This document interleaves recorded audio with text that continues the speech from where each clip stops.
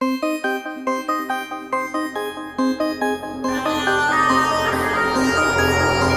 Dear student, कैसे हो आप सभी लोग। मैं हूं डीआरएक्स देवेशपाल और आज की क्लास में आपका बहुत बहुत स्वागत है।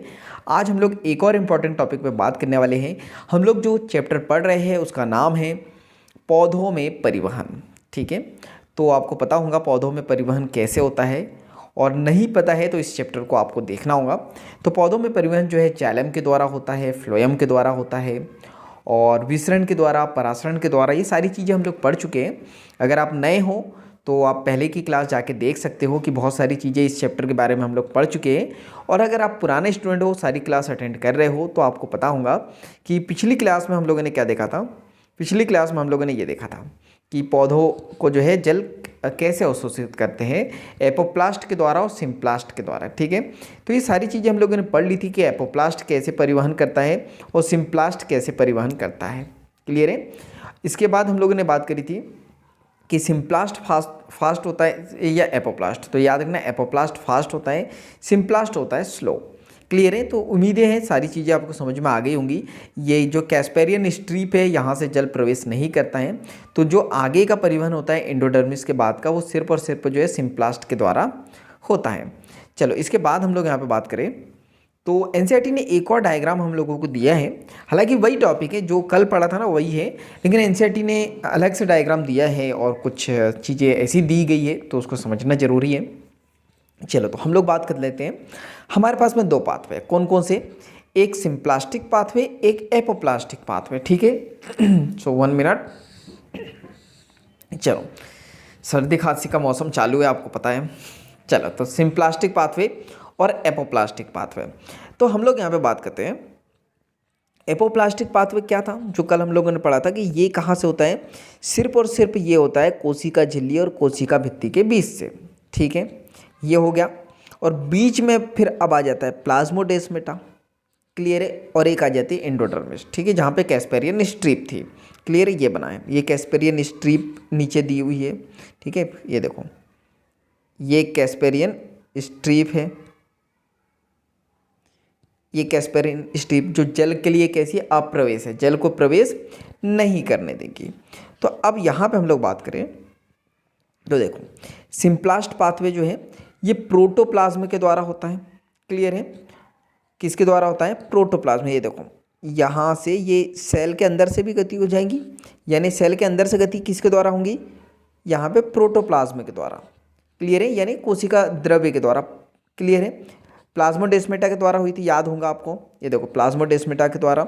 और यहाँ पे ये डाउन पोटेंशियल ग्रेडियंट के अनुसार काम करता है। डाउन पोटेंशियल का मतलब, डाउन का मतलब क्या होता है, नीचे, जहाँ एनर्जी नहीं लगती है। क्लियर है यहाँ तक है। इसके बाद हम लोग बात करते हैं, तो यहाँ पे जो वाटर है सेल मेम्ब्रेन को क्रॉस नहीं कर पाता है और ये स्लो होता है। ठीक है, ये वाला जो है सेल मेम्ब्रेन को ये क्रॉस नहीं कर पाता और स्लो होता है, जो हम लोगों ने देखा। इसके बाद हम लोग यहाँ पे बात करते हैं आगे। तो यहाँ पे प्लाज्मोडेस्माटा हम लोग ये सारी चीज़ें देख चुके थे कि यहाँ पे कॉर्टेक्स, एपिडर्मिस, कॉर्टेक्स, और ये पेरिसाइकल था। और यहाँ पे जाइलम आ जाएंगे। तो ये जाइलम के टाइप आ जाएंगे, कौन से आ जाएंगे, ये ट्रैकिड्स और जाइलम वेसल्स। ठीक है। चलो, तो आगे के परिवहन की बात करें, तो आगे के परिवहन की बात करें तो आपको पता है कि ये जो एपोप्लास्टिक पाथवे कोशिका भित्ति से होगा और ये होगा प्रोटोप्लाज्म के द्वारा। लेकिन जो यहाँ पे जो हमारा क्या था, एंडोडर्मिस से जो परिवहन होगा सिर्फ और सिर्फ जो है सिम्प्लास्टिक पाथवे के द्वारा होगा। ये देखो, कहीं से भी आ जा रहा है ये, इसके बाद जल कहीं से भी आ जा रहा है, तो ये जल स्वतंत्र है। और ये जाइलम है, जाइलम के दो टाइप होते हैं, एक ट्रैकिड्स और एक जाइलम वेसल्स। ठीक है, तो इसी के द्वारा जो है यहाँ पे ये जल का परिवहन होता है और ये जीवन रहित होते हैं, यानी इसमें जीवन नहीं होता है। और ये एक प्रकार का एपोप्लास्ट का ही हिस्सा होता है, क्योंकि एपोप्लास्ट के द्वारा चलो, परिवहन तो जो है सिम्प्लास्ट के द्वारा हुआ है आगे भी, लेकिन हो सकता है उसकी हेल्प कर रहा हो, तो पता नहीं, एनसीईआरटी ने लिख दिया है तो ऐसे पढ़ लेना कि ये जो है एपोप्लास्ट का हिस्सा माने जाते हैं। इसके बाद हम लोग यहाँ पे बात करते हैं, देखो कुछ चीज़ें हैं जो हम लोगों को देखनी है। एपोप्लास्टिक पाथवे की बात करें तो वाटर, जब हम लोग बात करते हैं वाटर वेपर की, तो यहाँ पे वाटर वेपर्स की हम लोग बात करते हैं। यानी जब जल वाष्पित होते हैं तो यहाँ पे इंट्रासेलुलर स्पेस या एटमॉस्फेयर पे वो चले जाते हैं और एक टेंशन डेवलप होता है, यानी एक प्रेशर जनरेट होता है, जिसको हम लोग एडेसिव एंड कोहेसिव प्रॉपर्टी के कारण ये होता है, जिसके कारण जल का सामूहिक प्रवाह होता है। देखो यहाँ पे कुछ चीज़ें पहले पढ़ चुके हैं और कुछ चीज़ें आगे हम लोग पढ़ेंगे। तो हम लोग बात करते हैं एपोप्लास्टिक पाथवे के द्वारा जब जल वाष्प के रूप में जो है यहाँ पे इंट्रासेलुलर स्पेस या तो एटमॉस्फेयर यानी वातावरण में जाता है, ठीक है, वातावरण में जब यहाँ से जल जाएगा तो यहाँ से एक टेंशन डेवलप होगा, यानी कि एक प्रेशर यानी कि एक दाब जो है जनरेट होगा, यानी कि उत्पन्न होगा, ठीक है। और जैसे ही दाब उत्पन्न होगा तो यहाँ से जल की प्रॉपर्टी होती है वाटर की एडेसिव एंड कोहेसिव प्रॉपर्टी एक होती है, आगे हम लोग पढ़ेंगे, जिसके कारण जल जो है सामूहिक प्रवाह में जो है गति करता है और आगे बढ़ता है, ठीक है। चलो आगे देखते हैं। तो हम लोग यहाँ पे बात करते हैं जो कैस्पेरियन स्ट्रीप है, हमने पहले भी बात करी थी, इनर बाउंड्री ऑफ कॉर्टेक्स, ये याद रखना कहाँ पाया जाता है।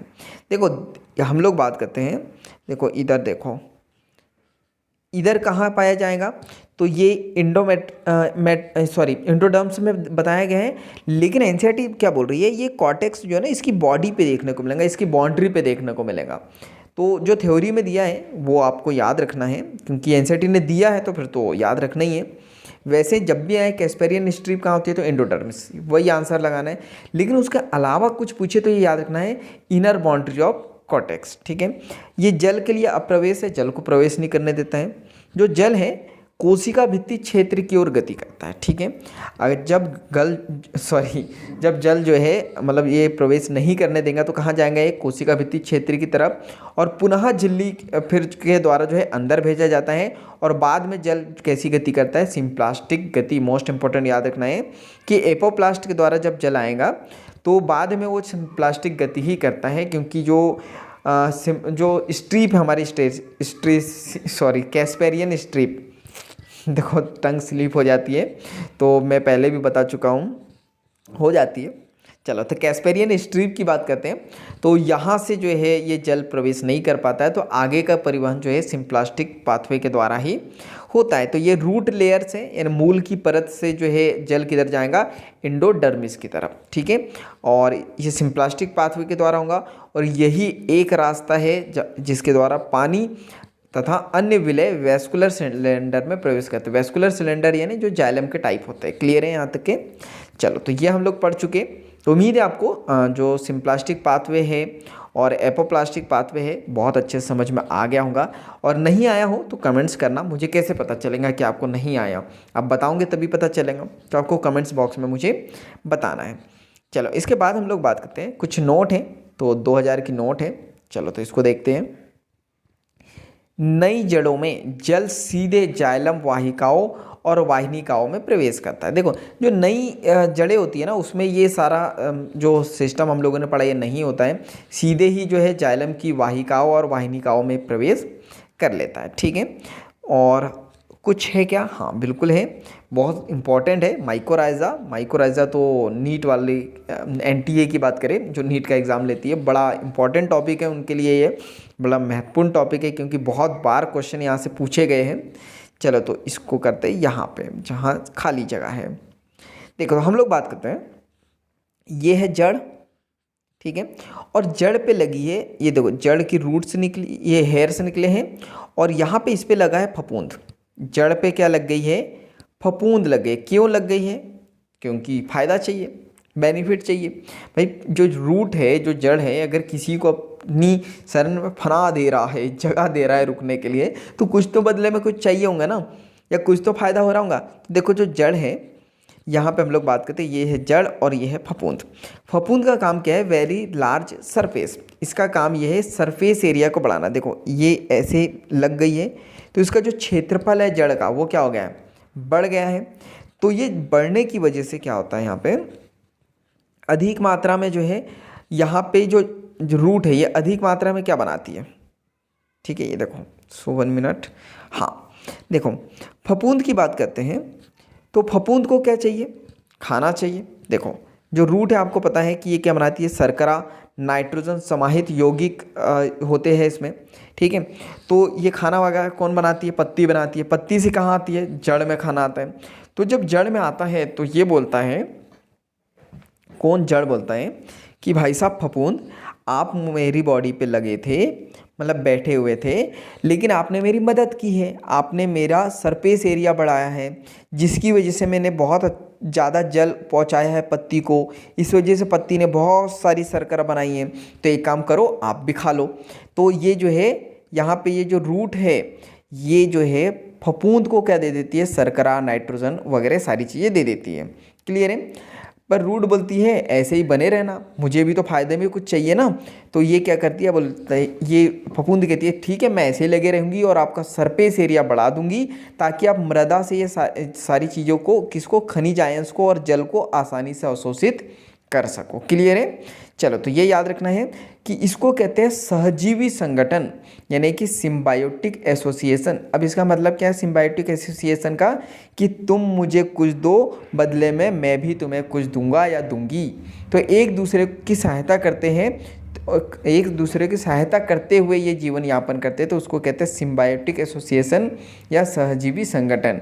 इसका एग्जाम्पल क्या है, माइकोराइजा। कई बार क्वेश्चन आए हैं, तो ये याद रखना, माइकोराइजा क्या है, इसमें दो चीज़ आती है, जड़ और फफूंद, इन दोनों को मिला के कहते हैं माइकोराइजा। क्लियर है।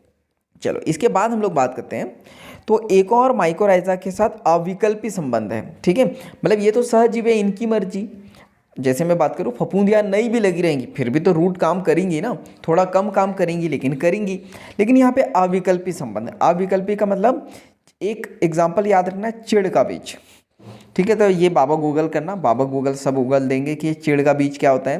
तो माइकोराइजा की उपस्थिति के बिना ना तो ये अंकुरित हो सकता है, ना ही स्थापित हो सकता है। यानी माइकोराइजा जो दो चीज़ों से मिलकर बना है, माइकोराइजा होगा तो ही अंकुरित करेगा, वरना अंकुरित नहीं होगा, यानी इसके पास कोई विकल्प ही नहीं है। क्लियर है। चलो, इसके बाद हम लोग बात करते हैं, तो इसके बाद बहुत सारी चीज़ें हम लोग स्टार्ट करेंगे। तो आज के लिए तो इतना ही।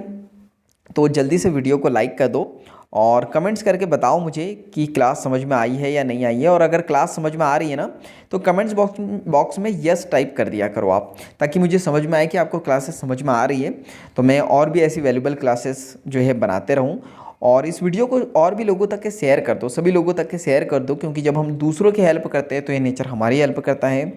और चैनल को सब्सक्राइब कर दो अगर आप नए हों, बेल आइकन को दबा दो, ताकि जब भी क्लास डले यूट्यूब पे तो उसकी नोटिफिकेशन सबसे पहले आपको मिल जाए, वरना आपकी क्लास मिस हो जाएंगी। तो मैं नहीं चाहता कि आपकी क्लास मिस हो, तो इसलिए आपको सब्सक्राइब करके बेल आइकन को दबा देना है, ताकि आपको नोटिफिकेशन टाइम पे मिलते रहे। तो बाकी हम लोग मिलेंगे नेक्स्ट क्लास में, इसी तरह हंसते हुए, मुस्कुराते हुए, लाइफ में आगे बढ़ते हुए और कुछ नया नया सीखते हुए। चलो, तो जब तक के लिए thank you, bye bye and go for success. और ये सुंदर सी तस्वीर बन गई आपकी, तो इसको देखो, मुस्कुराओ, गुदगुदाओ और लाइफ में आगे बढ़ते रहो और इसी तरह पढ़ते रहो। और जो भी आप एग्ज़ाम की तैयारी कर रहे हो, उसके करीब पहुँचते जाओ। चलो, थैंक यू।